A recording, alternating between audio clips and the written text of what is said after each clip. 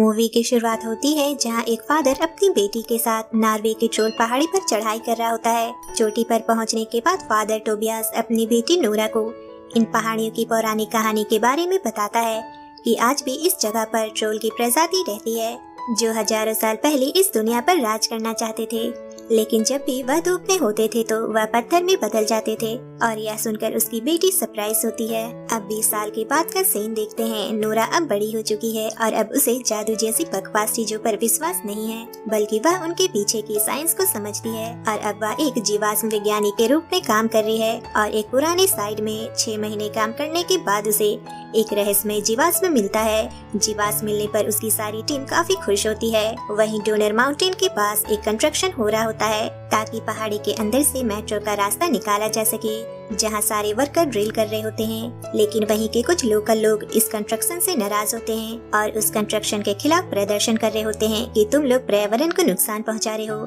लेकिन उस प्रोटेस्ट को इग्नोर करते हुए सारे वर्कर्स वहां पर विस्फोट करते हैं जिससे पहाड़ों के बीच रास्ता बनाया जा सके। जिसके बाद वे लोग पहाड़ के अंदर घुसते हैं, जहाँ उन्हें गुफा के अंदर किसी के दहाड़ने की आवाज सुनाई पड़ती है, जिसके कारण सारे वर्कर्स वहाँ से डरकर भागते हैं। जहाँ हम देखते हैं कि उन वर्कर्स का पीछा कोई एक मिथिकल क्रिएचर कर रहा होता है और वह उस पहाड़ में बनी गुफा को भी गिरा देता है, जिस कारण कई वर्कर्स की जान चली जाती है। और इस बात की जानकारी नॉर्वे के मिलिट्री ऑफ डिफेंस तक पहुंचती है, जिसके बाद जनरल डिसाइड करते हैं कि हम एक विमान भेजेंगे और वहां की तस्वीरें देखेंगे। जिसके बाद वहां के प्राइम मिनिस्टर को इसकी जानकारी भेजा जाता है। जिसके बाद प्राइम मिनिस्टर और मिलिट्री ऑफ डिफेंस जाने के लिए तैयार होते हैं, जहां रास्ते में प्राइम मिनिस्टर को बताया जाता है कि अभी तक 50 लोगों की जान जा चुकी है।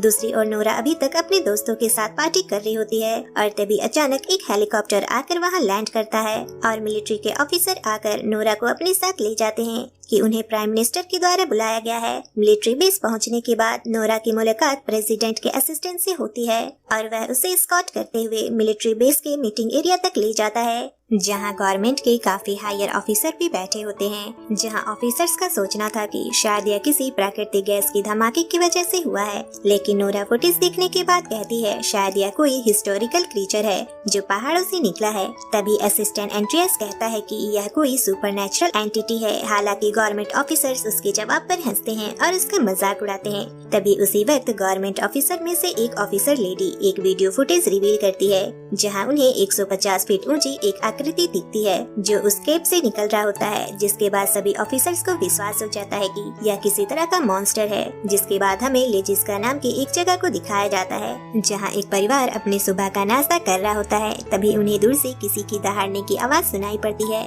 यह सुनने के तुरंत बाद ही उनका घर हिलना शुरू हो जाता है। ऐसा लग रहा था जैसे अर्थक्वेक आ गया हो। जिसके बाद दोनों हस्बैंड वाइफ अपने अंडरग्राउंड चैम्बर में चले जाते हैं और कुछ देर बाद सारा मामला शांत हो जाता है तो वे लोग बाहर निकलते हैं। तब उनकी आंखें खुली की खुली रह जाती हैं क्योंकि उनका आधा घर पूरी तरह से तबाह हो चुका था। जिसके बाद नोरा प्राइम मिनिस्टर को बोलती है कि वह इस मामले की जांच करने के लिए तैयार है। जिसके बाद नोरा को साइंटिफिक एडवाइजरी के लिए अपॉइंटमेंट कर लिया जाता है। जिसके बाद नोरा और एड्रियास को लेजिका की घटना के बारे में पता चलता है और वे दोनों हेलीकॉप्टर में बैठकर उस जगह की छानबीन करने निकल पड़ते हैं। उस जगह पर पहुंचने पर हम देखते हैं वह घर वही दोनों हस्बैंड वाइफ का होता है, जहां पूछताछ करने पर उन्हें कुछ खास जानकारी नहीं मिलती। उन्हें बस जमीन पर काफी बड़े कदमों के निशान मिलते हैं और उन्हें बस इतना ही पता चलता है कि पहले उन्हें दहाड़ने की आवाज आई और उसके बाद धरती कांपने लगी। नोरा को इस मामले में किसी भी तरह की जानकारी नहीं मिल रही थी, इसलिए वह अपने अलग हुए फादर से मदद मांगने का फैसला करती है, जो एक दूर दराज के पहाड़ियों में रह रहे थे। जिसके बाद वे लोग हेलीकॉप्टर की मदद से उनके घर पहुंचते हैं, जहां उसके फादर पहले तो उन्हें दुश्मन समझते हैं, लेकिन फिर अपनी बेटी को पहचान लेते हैं। जिसके बाद वे उन्हें अपने घर में इनवाइट करते हैं, जहां हम देखते हैं कि उसके फादर अभी भी उन सभी क्रिएचर्स पर रिसर्च कर रहे थे जिन्हें ट्रोल्स कहते हैं। जिसके बाद नोरा उन्हें एक सीक्रेट वीडियो दिखाती है जो सिर्फ कुछ गवर्नमेंट ऑफिसर के पास ही था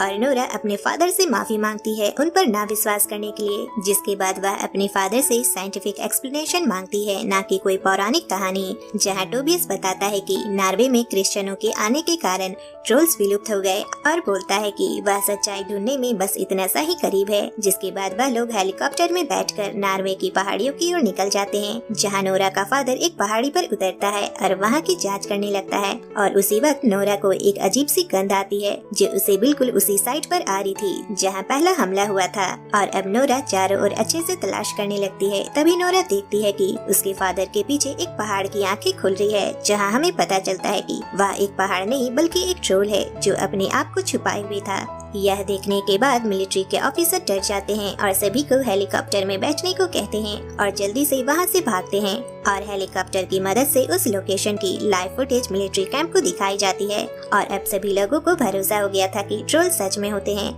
जिसके तुरंत बाद प्राइम मिनिस्टर मिलिट्री ऑपरेशन की तैयारी करने को कहते हैं, जहां हम सोल्जर्स को देखते हैं जो उस ट्रोल मॉन्स्टर को मारने के लिए तैयार होते हैं। और इस ट्रोल के कारण ही कई सालों के बाद नोरा और उसके फादर मिले थे और दोनों के बीच काफी दिनों के बाद बातें भी हुई थी।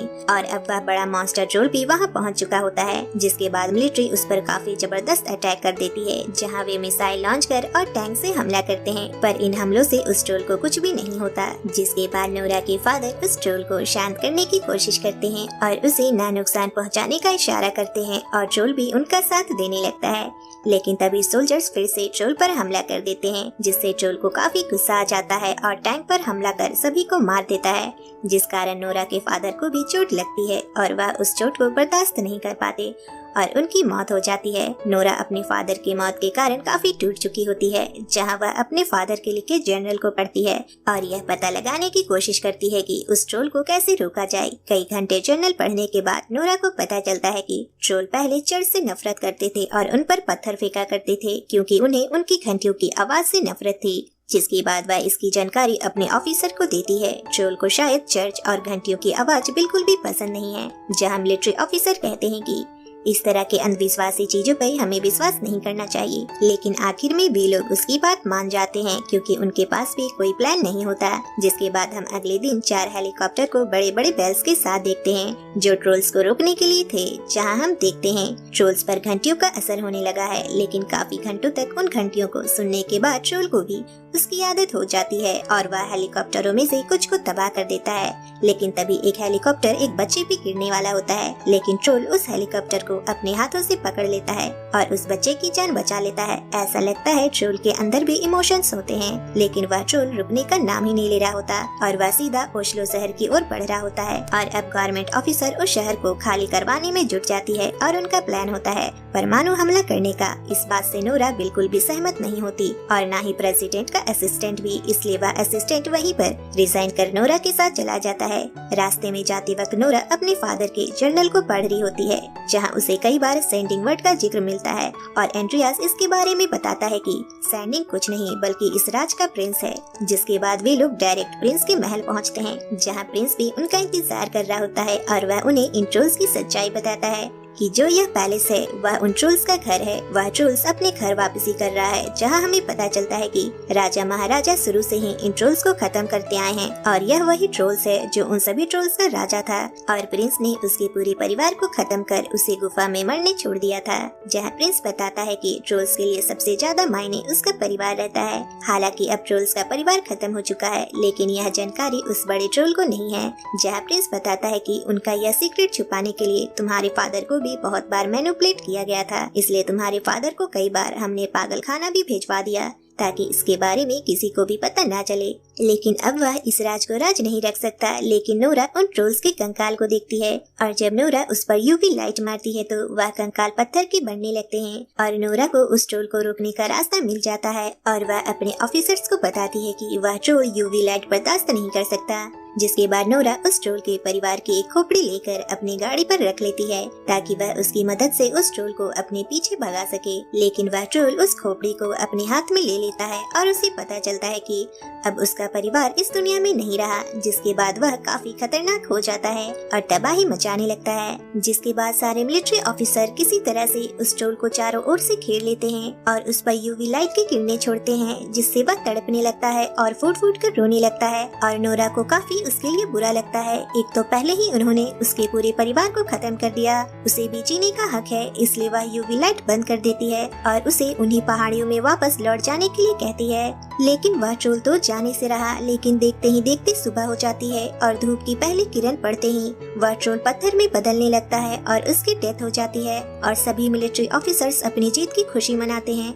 और वहीं नोरा को ट्रोल्स के लिए अफसोस होता है। लेकिन मूवी के आखिरी सीन में हम देखते हैं कि उसी गुफा में फिर से पत्थर हिल रहे हैं और एक ट्रोल बाहर निकलता है। और इसी सस्पेंस के साथ ये मूवी यहीं एंड हो जाती है। तो आपको मूवी कैसी लगी हमें कमेंट करके जरूर बताएं और हमारे टेलीग्राम चैनल को ज्वाइन करना ना भूलें, जहां आपको ढेर सारी मूवीज मिल जाएंगी। लिंक मिल जाएगा डिस्क्रिप्शन में। साथ ही साथ हमारे चैनल को लाइक शेयर सब्सक्राइब करना ना भूलें। मिलेंगे नेक्स्ट वीडियो में, तब तक के लिए बाय बाय।